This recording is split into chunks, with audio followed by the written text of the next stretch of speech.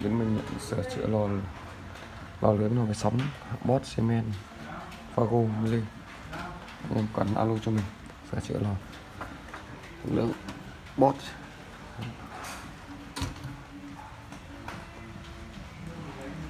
Truy cập bảo hành bót Việt Nam trên VN, bảo hành bót 24giờ.com, liên hệ 0936 54 5458 hoặc 0985 418191, hỗ trợ sửa chữa tại nhà, khu vực Hà Nội. Lượng lò với sóng 10 giờ bát, bót máy giặt 10 cm. Vì mình đang tiến hành sửa chữa lò với sóng bót.